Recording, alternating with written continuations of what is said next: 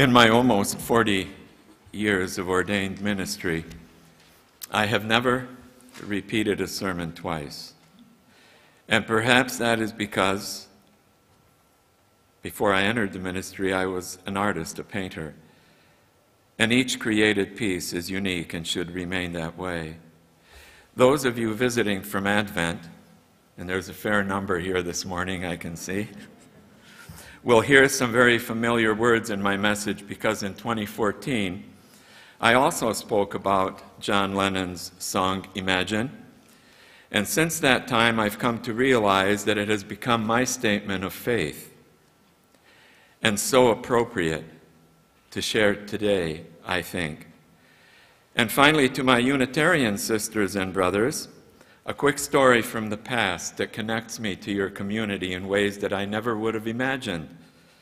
When I started my journey in ministry, it was in Racine, Wisconsin, at Mount Pleasant Lutheran Church. And as a young and zealous Lutheran intern at Mount Pleasant Church, I was doctrinally prepared to teach and preach God's truth as it had been opened to me in seminary.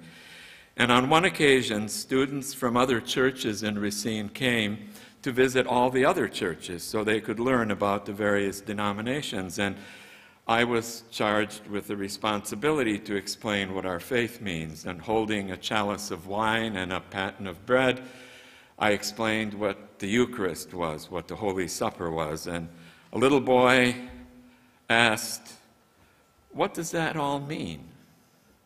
And I explained that it means it's the body and blood of Christ.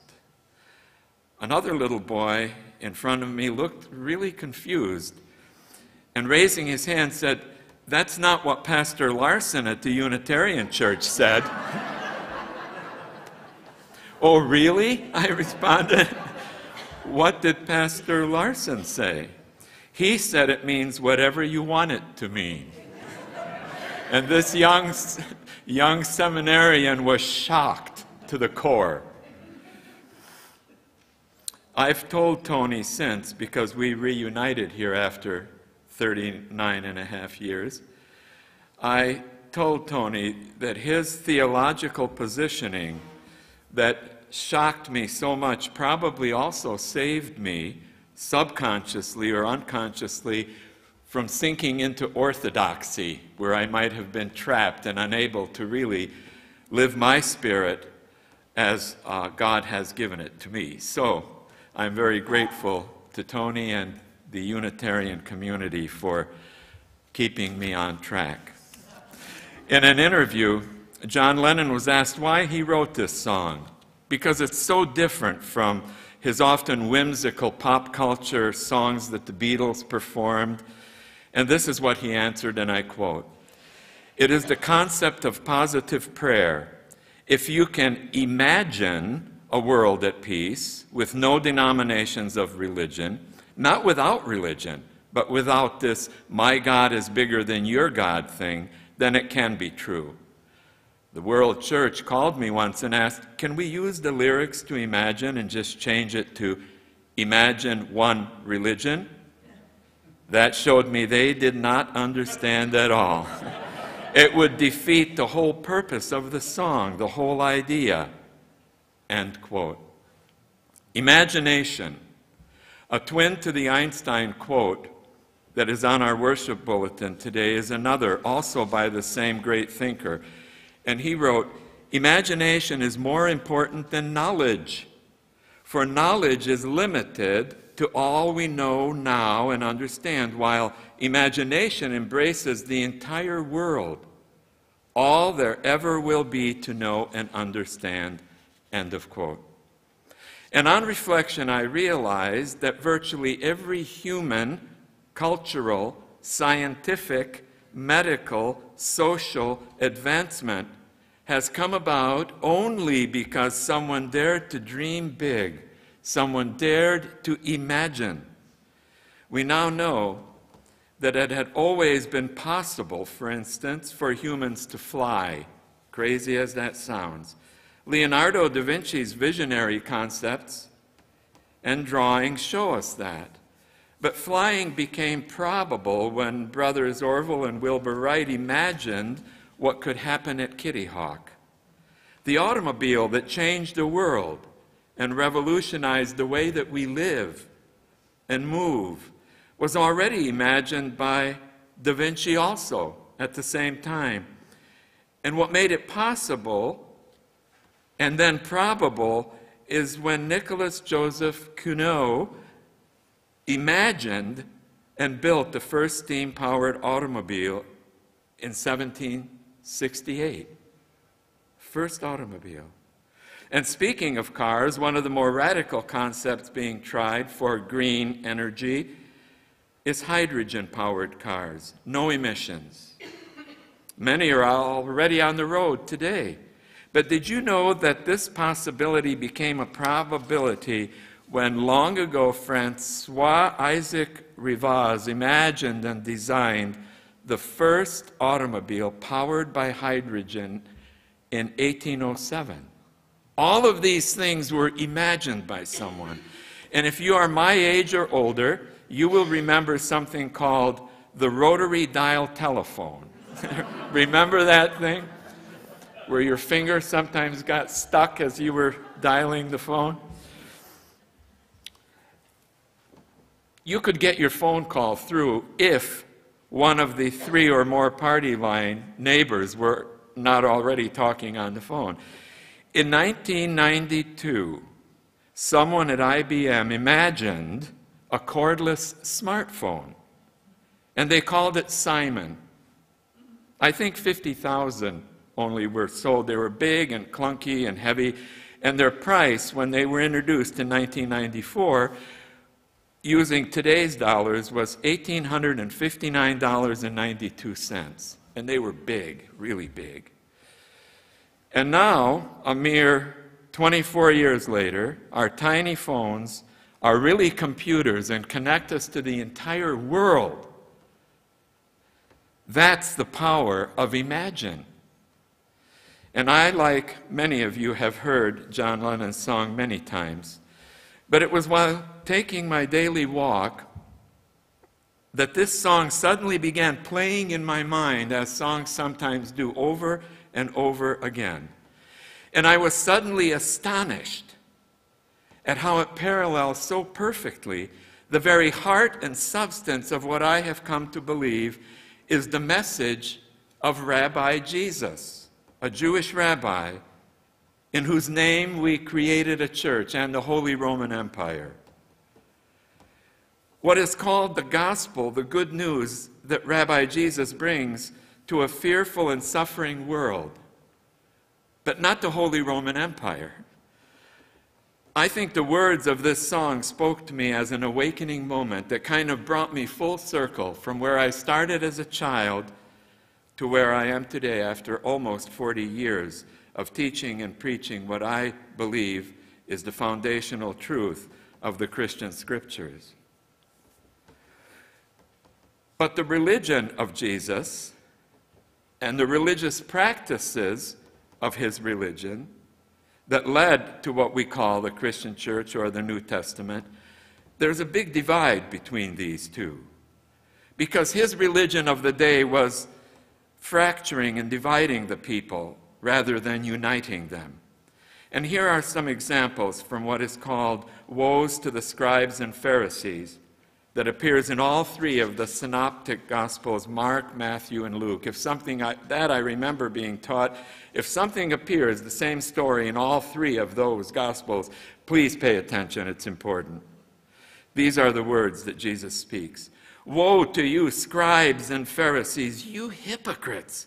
You pay tithes of mint, dill, cumin, but you have disregarded the weightier matters of the law, like justice, mercy, and faithfulness. You should have practiced the latter without neglecting the former. You defraud widows of their houses, and for a show make lengthy prayers.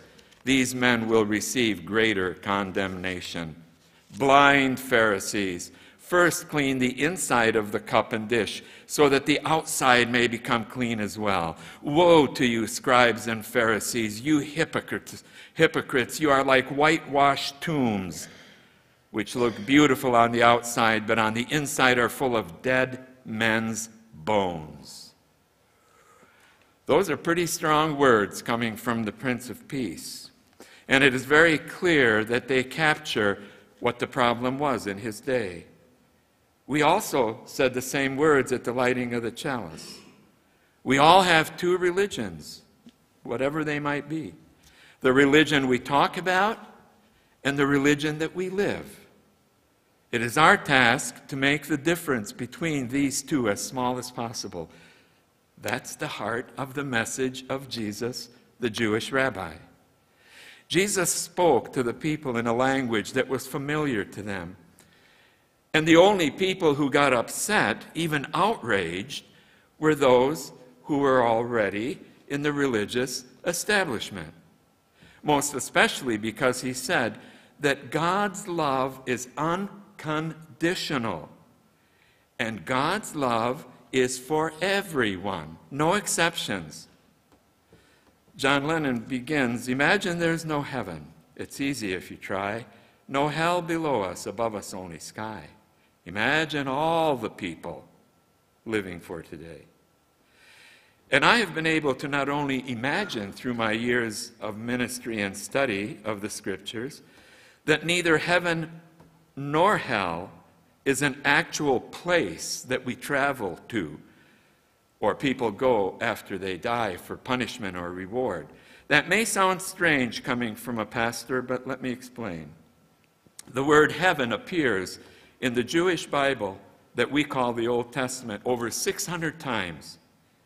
And not once is it used for someplace else far away where we will travel to someday.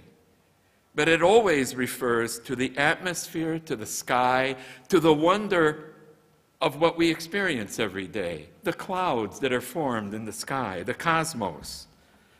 The opening line of the Jewish Bible is Genesis 1:1. In the beginning, when God created the heavens and the earth was formless, void, and darkness covered the face of the deep. The author describes the creation, including the atmosphere which is above us. As I said, where birds fly, where clouds are formed, and stars sparkle at night. And as far as I can find, there is no other reference to a place with pearly gates and streets paved with gold. There is one interesting Talmudic story, however, that is a metaphor, and I love this little tiny story. It refers to a heavenly afterlife, and it tells of a Rabbi Joseph, the son of Rabbi Joshua ben Levi, who dies and then returns back to life. His father asks him, "What did you see?" And he replies, "I beheld a world the reverse of this one. Those who are on top here are below there, and those who are below here are on top there." Joshua ben Levi said to him, "My son, you have seen a corrected world."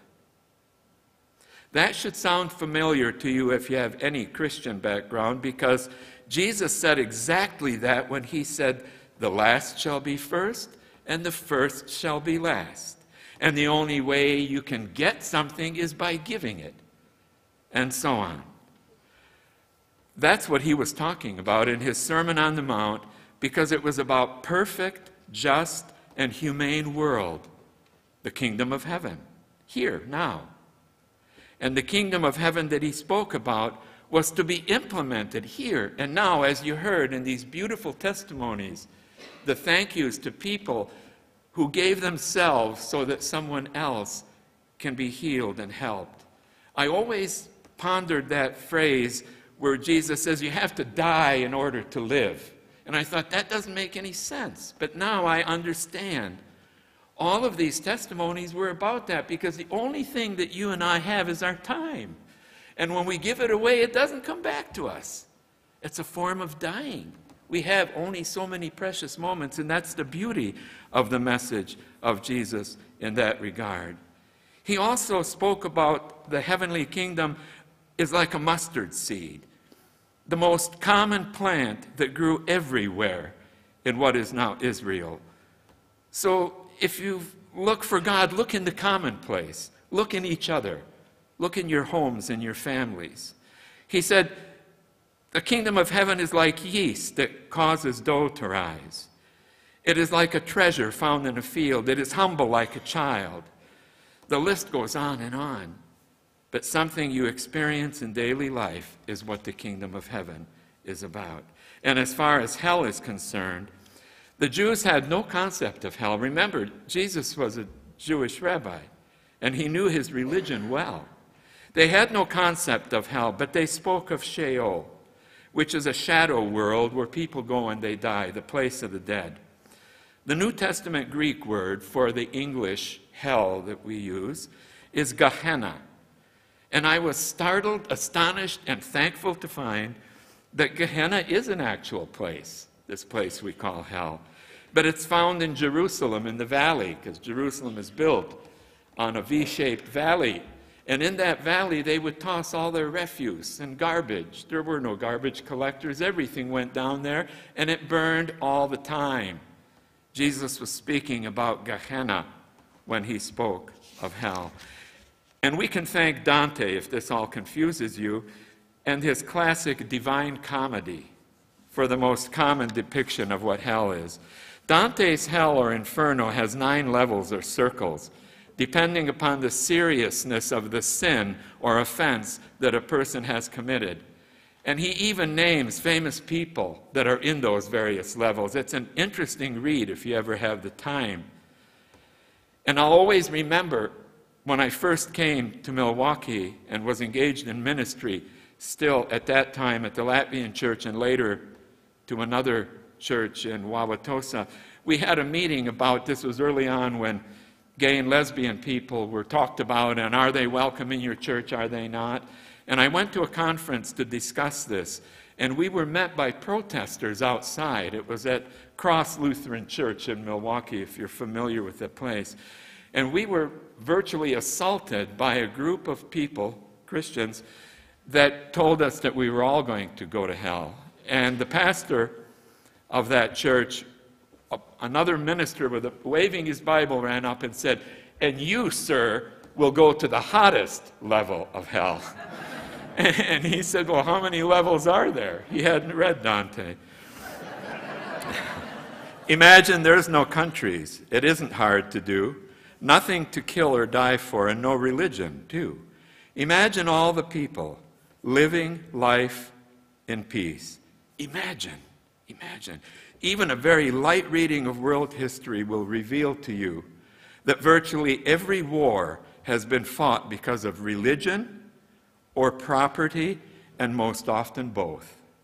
If humanity could learn to do what Jesus taught about relationships in Scripture, that also appears in every major world religion, I'm sure many of you know this, it's called the Golden Rule, and it appears in virtually every religion. So Jesus' words, so in everything you do to others, do what you would have them do to you. For this sums up the law and the prophets. That's the message. You don't need any more than that. And I believe that it is not only possible, but necessary to imagine a world without war, especially in these times that we're living in now. A world without war and needless death. The possible can become probable.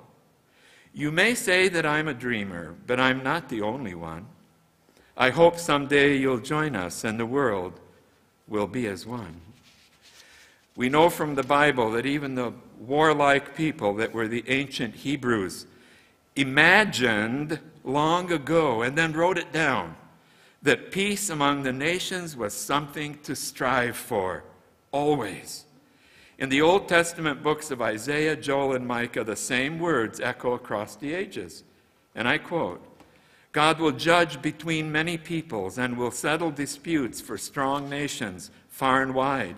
They will beat their swords into plowshares and their spears into pruning hooks. Nation will not take up sword against nation, nor will they train for war anymore. Imagine no possessions. I wonder if you can. No need for greed or hunger, a brotherhood of man. Imagine all the people sharing all the world. No more greed and hunger. two of the biggest scourges that cause so much suffering in our nation and in the world. Our nation, that for too many others is a nation of unprecedented abundance and excess. People have suggested that this sounds an awful lot like communism, this song by John Lennon. And that was one of the very negative reactions that John received at that time. And so he answered his critics. He said this, and I quote, "It might be like communism, but I don't know what real communism is. There is no real communist state in the world. You must realize that." I most certainly agree with him, because I have an informed and intimate knowledge of what life is like in a so-called communist country, because my family and my wife's family spent 58 years under that terrorist kind of government. The Soviet Union was not a communist government. It was a totalitarian system where 6% of the population lived in unprecedented luxury and privilege. That was the Communist Party. And the remaining 94% were kept by force at a level just barely above poverty. I visited and saw it, and we corresponded after the Soviet system dissolved. Perhaps without realizing it, John was quoting Holy Scripture as he wrote the song, because in Acts 2, 44-47, these words powerfully point to what I'm trying to say to you today. And I quote, "All who believed were together and had all things in common. They would sell their possessions and goods and distribute the proceeds to all, as any had need. Day by day, as they spent much time together in the temple, they broke bread at home, and they ate their food with glad and generous hearts, praising God and having the goodwill of all the people. And day by day, the Lord added to their number those who were being saved. Saved not by words and magic, but by acts of charity and kindness, because the difference between their religions was non-existent." It helped her stay in her home, the support that she got. That was the early gathering of people that followed the message of Jesus. They weren't Christians. There were no Christians at that time. You may say I'm a dreamer, but I'm not the only one. I hope someday you'll join us, and the world will live as one. Another dreamer long ago, by the name of Rabbi Jesus, said a prayer that is virtually a mirror image of the words in the verse that is repeated twice, John Lennon's words. "And now I'm no longer in the world," said Jesus, "but they are in the world. And I am coming to you, Holy Father. Protect them in your name that you have given me, so that they may be one, as we are one. The glory that you have given me, I have given them, so they may be one as we are one." Repeated twice. I believe that Rabbi Jesus was telling us that heaven is not only possible, but probable, if we but want it to be. The passage makes sense about the coming of the kingdom. From the days of John the Baptist until now, the kingdom of heaven has suffered violence, and the violent take it by force. That's from Matthew. That means the kingdom is assaulted here, wherever people are treated with cruelty, excluded, punished unfairly, not fed or clothed when they're hungry or naked. That's the kingdom of heaven being assaulted, because the passage makes sense only if it is here and now. In his iconic and I believe spiritually inspired song, John is saying to us, we know that universal peace is possible, but each of us must make it probable. You may say I'm a dreamer, but I'm not the only one. I know someday you will join us and the world will live as one. Blessings for a more just, inclusive, peaceful, and hope-filled new year. Thank you.